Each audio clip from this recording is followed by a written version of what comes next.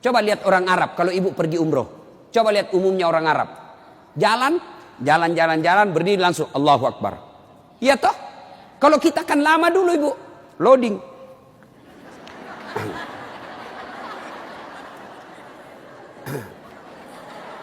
Allah. Duduk. Saya tanya, kenapa tidak jadi sholat ibu? Saya lupa sholinya. Boleh tidak ucapkan. Mau ucapkan silahkan. Usalli sunnatal duha. Raka'ataini lillahi ta'ala. Saya niat sholat sunnah duha. 2 rakaat. Sunnah hukumnya bagi saya lillahi ta'ala. Allahu Akbar.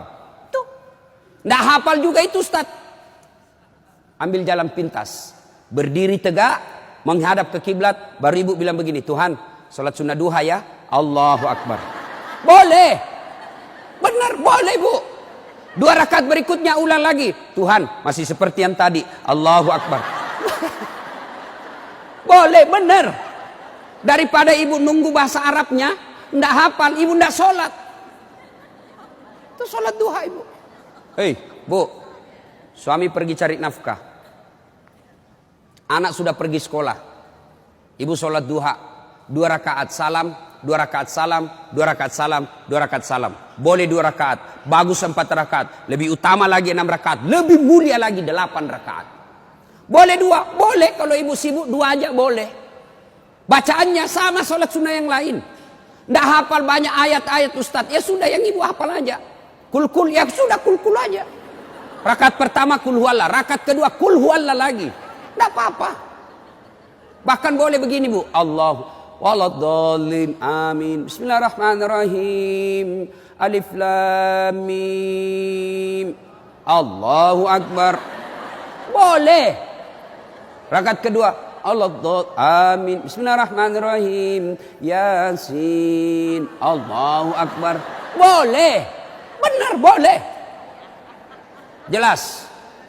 Selesai sholat duha, ibu duduk menghadap kepada Allah, mengadu kepada Allah, ya Allah yang maha kaya. Tiadalah datang rezeki tanpa pertolongan dan bantuan. Engkau yang mengatur rezeki suami saya. Suami saya datang pergi menjemput rezeki ya Allah. Jika rezeki suami saya masih di atas langit, turunkan ya Allah. Jika masih dalam tanah, munculkan ya Allah. Jika masih jauh, dekatkan. Jika masih sedikit, cukupkan. Dan yang lebih penting ya Allah, berkahkan. Doa tidak harus bahasa Arab. Banyak orang selesai sholat, baca doa. Tapi dia tidak tahu apa intinya doa. Doa itu tidak harus bahasa Arab. Nih rezeki saya. Belum sholat duha ini sudah keluar. Langsung 2, ada pula rotinya. Masya Allah ya. Coba ibu. Doa, dengar bu. Doa tidak harus bahasa Arab. Doa itu kalau bahasa Bugisnya mapaletu. Bahasa gaulnya curhat. Silakan ibu curhat. Bahasa hati. Bukan bahasa Arab. Ibu bahasa Arab belum lagi salah ucap. Nggak ngerti apa yang ibu baca. Malaikat bingung. Apa maksudnya ini ibu ini? Apa maksudnya ini ibu? Mau minta rezeki ternyata doanya apa? Minta anak. Bingung kan malaikat. Jadi boleh bu, ya Allah, bukakan pintu rezekiku ya Allah. Mudahkan suamiku memperoleh rezekinya ya Allah. Sudah itu SMS suami. Bang, jangan menghalalkan segala cara. Baru aja aku doakan abangku selamat dalam mencari nafkah. Salam sayang selalu dari istrimu di rumah. Senang itu. Saya ibu, itu istri saya. Kalau dia SMS begitu, saya kasih lihat semua temanku. Istriku ini SMS-nya. Coba. SMS begitu suaminya bu. Jangan galau bang. Jangan putus asa bang. Rezeki Allah yang tentukan. Selama abang berusaha, rezeki itu ada. Pun kalau terbatas, percayalah saya tetap setia mendampingimu. Pernah SMS begitu suaminya? Paling SMS-nya bang, jangan lupa singgah beli gas ya. Yuk, sholat duha. Saya banyak dosa Ustaz. Saya perempuan hijrah. Dulu banyak betul maksiat saya lakukan Ustaz. Masa muda saya suka gaul. Masa muda saya selalu ke tempat hiburan malam. Masa muda saya selalu maksiat. Allah jelaskan, wala tai'asu mir rauhillah. Bu, jangan putus asa. Ibu jangan putus asa. Besar dosamu tapi ampunanku jauh lebih besar. Gimana caranya? Yuk sambut dengan salat sunat taubat. Gimana salat sunat taubat Ustaz? Sama salat tahajud, sama salat duha, cuma beda waktu, beda niat. Kalau duha pagi hari, salat taubat boleh pagi, boleh, tapi waktu paling bagus yang dilaksanakan Nabi selesai salat maghrib nunggu isya. Jadi ibu ndak ada kegiatan nih, sudah maghrib, datang ke masjid, nunggu isya, ndak usah pulang, nunggunya salat taubat 6 rakaat. 2 rakaat salam, 2 rakaat salam, 2 rakaat salam, 6. Boleh 2, boleh. Salat taubatnya, niatnya, sholli sunnatal taubat raka'ataini lillahi ta'ala. Saya niat salat sunat taubat 2 rakaat, sunnah hukumnya bagi saya lillahi ta'ala. Allahu Akbar. Baca doa iftitah, baca Al-Fatihah, baca surah pendek, ruku, itidal, sujud, dan seterusnya. Kapan taubatnya Ustaz? Sujud terakhir. Sujud terakhir. Ibu taubat. Ya Allah. Tadi saya hilap ya Allah. Di kantor saya hilap. Dia pegang tanganku, bosku. Dia remas-remas jari-jari itu ya. Aku pun membalasnya ya Allah. Akhirnya beremas-remaslah kami ya Allah. Ya Allah saya hilap ya Allah. Maafkan saya Allah. Rabbana la tusik qulubana ba'da is hadaitana wa hab lana min ladunka rahmah. Ya Allah saya hilap ya Allah. Ampuni saya. Jangan engkau palingkan hati hamba. Jangan engkau sesatkan hati hamba setelah engkau berikan hidayah ya Allah. Ampuni saya ya Allah. Allah ampuni. Yang penting tobatnya tobatan nasuha. Jangan tobat ibu hamil. Ibu-ibu masih ingat waktu hamil? Melahirkan. Ingat waktu melahirkan? Tidak mau lagi saya Pak. Tobat. Hancur saya Pak. Tidak mau lagi saya. Terakhir ini saya hamil. Terakhir Pak. Tidak mau lagi saya hamil. Terakhir tidak mau lagi. 6 bulan kemudian. Hamil lagi. Ya. Nah. Banyak jenis-jenis sholat sunnah. Tapi lain waktu kita laksanakan. Lain waktu kita lanjut. Pertama dirindukan surga, dirikan sholat. Yang kedua, kata Nabi, wasyamu Ramadan. Berpuasalah di bulan suci Ramadan. Alhamdulillah, tuntas puasa Ramadan. Tapi jangan puas sampai di situ Bu, maka kita lanjutkan dengan puasa Senin Kamis. Ya, puasa yang paling baik, puasa yang tidak pernah ditinggalkan Rasulullah, puasa Senin Kamis. Bu-ibu nih yang agak lebih berat badannya. Bukan gemuk, cuma perbandingannya kurus. Bukan. Orang bilang, Ustadz kurus betul. Bukan kurus, kamu yang gendut. Yang lebih-lebih berat badannya, yuk terapi Senin Kamis. Senin Kamis. Ibu-ibu mau sehat, Senin Kamis. Bagaimana? Mulai Kamis ini jangan pernah lagi lepas puasa. Bangun, makan sahur. Ternyata jam 9 lupa kalau puasa, makan aja. Terbiasa kan setiap pagi kita sarapan. Nah Kamis ini kita mulai. Karena kebiasaan kita bertahun-tahun sarapan, ya sarapan makan. Begitu lagi selesai, wih, Kamis. Ternyata saya puasa, lanjut. Boleh. Yang tadi 1 mangkuk, rezeki. Ibu lupa. Ternyata siang makan lagi. Weh, Kamis. Puasa. Lanjut lagi Bu. Benar ibu lupa. Lanjut. Boleh. Ternyata asar. Ada lagi kasih es cendol. Weh, saya puasa. Sudah. Rezeki ibu itu. Yang penting betul lupa. Saya sering begitu Ibu. Lanjut. Karena saya lupa. Orang lupa tidak kena hukum. Tiba-tiba saya diajak makan coto. Ustaz coto. Namanya kita senang ditraktir. Begitu habis. Saya puasa rupanya. Tidak apa-apa. Lanjut. Boleh. Yang tidak boleh. Ibu misalnya kan. Misal. Bismillahirrahmanirrahim. Misal sudah di dalam nih. Sudah ada di dalam. baru sadar, saya puasa. Jangan bilang terlanjur, batal. Batal itu. Maka kalau dia sudah di dalam mulut, langsung ingat saya puasa, muntahkan, cuci, sah. Biar ibu 3 kali makan dalam sehari, yang penting betul-betul lupa. Begitu kan, ma makan puasa. Oh iya nak, sah. Coba ibu besok, mulai hari Kamis ini.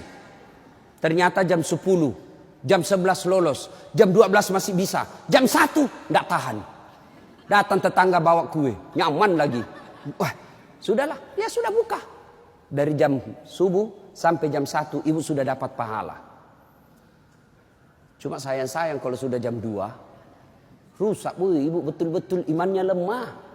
Masa sudah setengah jalan masih mau buka. Tapi pun kalau buka karena sakit silahkan buka. Sudah dapat pahalanya itu. Coba mulai Kamis ini. Itulah yang disebut majelis taklim yang sukses. Ada perubahan tiap pekannya. Ada perbaikan tiap bulannya. Tahun lalu belum biasa Senin Kamis. Tahun ini terbiasa Senin Kamis. Majelis taklim yang manfaat. Ya, Senin Kamis. Yang ketiga, karena waktu yang sangat terbatas, ini dirindukan oleh surga. Apa itu? Menaati perintah suami. Ini yang berat ini. Taat sama suami ini berat. Bu, berat. Bu, dengar ibu. Ada pada zaman Nabi, bertetangga nih. Tiba-tiba ibu yang tetangganya ini wafat, ibunya. Maka tetangganya datang. Misal nih, dia bertetangga. Meninggal ini tetangganya, dia datang panggil anaknya, anak tetangga. Bu Haji, emak sampean wafat. Datanglah membesuknya. Mulai dari sakit. Mohon maaf Bu, saya tidak bisa besuk ibu saya. Saya tahu sakit, tapi suamiku keluar. Saya dipesan tidak boleh pulang, tinggalkan rumah sebelum pulang. Pulang yang utusan. Sakaratil maut sudah ibunya, datang lagi. Bu, ibu sampean sudah sakaratil maut. Datanglah kau besuk. Mau sekali, tapi mohon maaf suami saya belum pulang. Pulang lagi utusan. Wafat ibunya. Bu, yang terakhir kalinya, bumu sudah wafat. Maka mau dimakamkan, kau datanglah sekali aja sebelum dimakamkan. Apa kata ibu? Mohon maaf, suami saya belum pulang. Saya dilarang keluar sebelum pulang. Saya doakan ibu saya dimakamkan. Tidak datang ini anaknya. Marah ini utusan. Dia datang kepada Nabi melapor. Ya Rasulullah, keterlaluan betul itu tetangga saya. Mulai dari sakit, sakaratil maut, sampai wafat, dimakamkan, tidak datang besuk ibunya. Saya 3 kali datang memanggilnya, ya Rasul. Nabi kata, wih, nak durhaka betul itu. Kok bisa begitu? Kenapa bisa? Ya Rasulullah, suaminya pergi jihad, perang. Dipesan sama suaminya, jangan pernah tinggalkan rumah sebelum saya pulang. Mendengar ini, apakah Nabi marah? Subhanallah, dengar ibu. Subhanallah. Nabi lalu bersabda, alhamdulillah, diampuni dosa ibu yang wafat karena punya anak, istri yang taat sama suaminya. Masya Allah. Kira-kira masih ada istri zaman sekarang begini? Masih ada. Baru 10 menit pergi suaminya, dia telepon temannya. Datang aja, suami saya sudah keluar. Bu, taat sama suami. Itu pintar redanya ibu masuk surga. Ibu mau tanda fungsi utama suami? Bu, halo ibu. Fungsi utama seorang suami. Ibu mau tahu? Mau tahu ibu? Jalan pintasnya ibu masuk surga. Passwordnya masuk surga. Kenapa? Ridha suami itu ridhanya Allah. Kalau ibu sudah ridhanya, suami sudah ridha sama ibu, Allah tersenyum kepada ibu. Sebaliknya kalau suami tidak senang sama ibu, tidak pernah baik hatinya suami sama ibu, percayalah, susah ibu masuk surga. Betul, ridhanya Allah itu tergantung ridha suami. Kenapa bisa Ustaz? Karena kami ini suami yang nanggung ibu dunia akhirat. Ibu kira enak jadi suami? Dipikir bagaimana supaya kita bisa beli mobil, ibu bisa ndak kena matahari jalan. Kami pikir suami bagaimana supaya ibu bisa pakai baju baru tiap bulan supaya saudaramu ndak menghina kamu. Dipikir bagaimana supaya suami istri saya pakai emas, berlian supaya tetangganya ndak menghina dia. Itu dipikir semua oleh suaminya. Mana ibu pernah pikir bagaimana supaya saya belikan suamiku berlian? Pernah ibu? Ayo. Bukan cuma di dunia, di akhirat pun ibu ditanggung oleh suami. Beruntunglah wanita Islam. Wanita Islam itu sebelum diperiksa semua amal-amalnya, sebelum diperiksa puasanya, diperiksa hajinya, ada 4 laki-laki yang harus menanggung dia. 4 laki-laki yang harus menanggung ibu. Siapa? 1, orang tua, bapak. 2, suami. 3, anak laki-laki. 4, saudara laki-laki. Ini 4 yang bertanggung jawab terhadap ibu. Kenapa itu perempuan dia pakai jilbab? Ditanya suaminya, ditanya bapaknya, ditanya anak laki-lakinya, ditanya saudara laki-lakinya. Ternyata ini 4 laki-laki yang tidak beres, maka ibu bebas tugas. Itu enaknya jadi perempuan Islam. Beda kami laki-laki.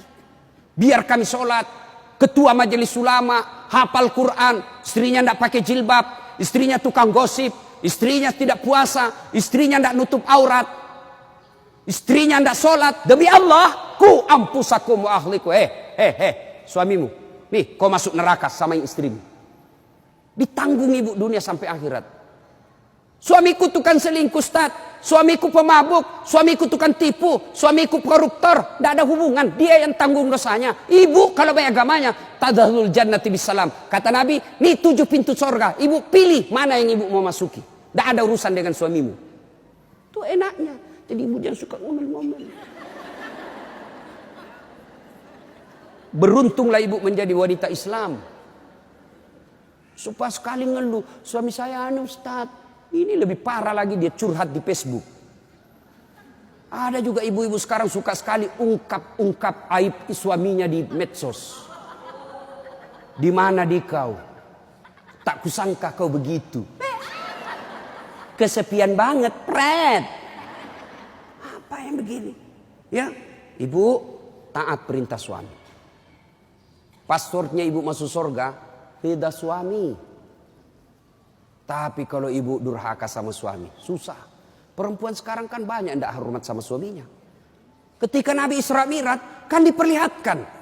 Masuk Nabi surga, Masya Allah banyak betul penghuni perempuan. Begitu Nabi masuk neraka, na'udzubillah min zalik, lebih banyak lagi perempuan di neraka.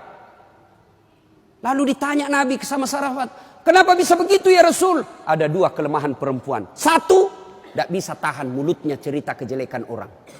Yang kedua, dia tidak taat dan tidak mensyukuri suaminya. Itu sebabnya. Kalau ibu pandai mengendalikan mulut tidak cerita orang, yang kedua taat sama suami, gampang ibu masuk surga. Cuman kita kan ini penyakit kita. Datang begini masih gosip tuh. Damai tapi gersang.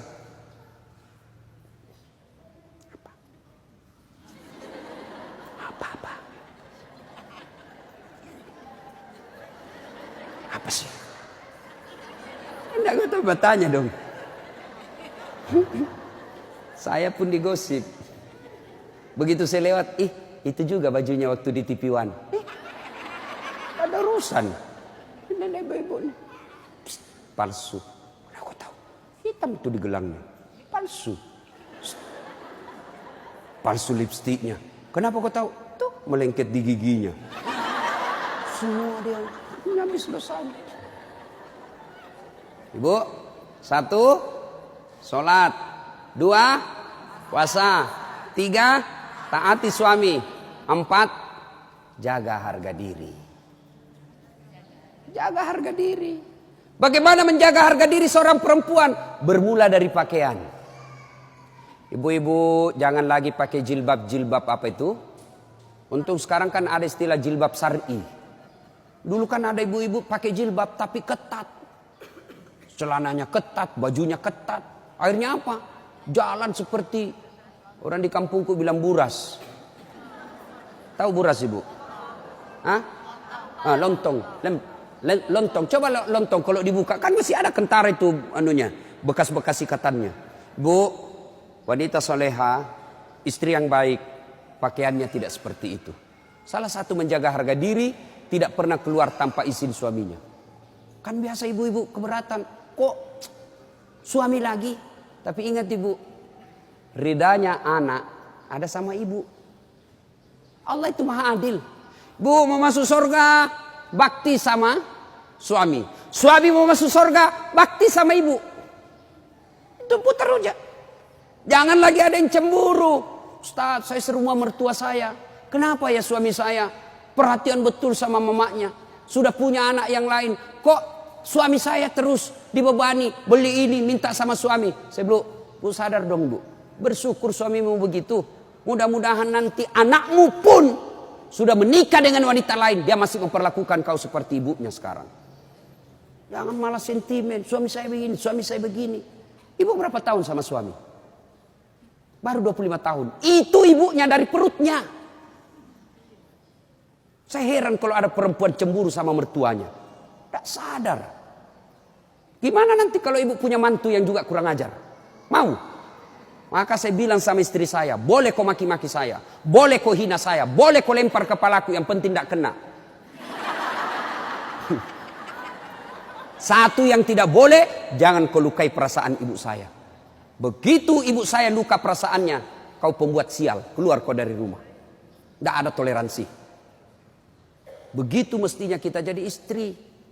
Kalau ibu-ibu masih susah hidupnya, koreksi aja deh, barangkali durhaka sama mertua. Nah, bagaimana mengabdi kepada orang tua, bagaimana mengurus anak, insya Allah lain waktu dan kesempatan kita akan lanjutkan.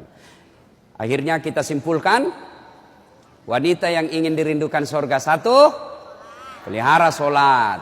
2, 3, taat pada perintah suami selama perintah itu tidak melanggar agama. Yang keempat, jaga harga diri. Insya Allah kalau ini kita lakukan, maka Nabi jelaskan, silakan masuk surga, tadkhulul jannati bisalam. Silakan masuk surga dari pintu mana yang ibu mau suka. Subhanallah. Inilah tausiah kita, mudah-mudahan ada manfaat. Terima kasih Ibu Li yang berkomunikasi kepada saya selama ini. Mohon maaf jika selama ini ada komunikasi yang tidak berkenan, dan terima kasih sehingga saya punya ladang amal untuk datang di tempat ini. Mudah-mudahan ada manfaat.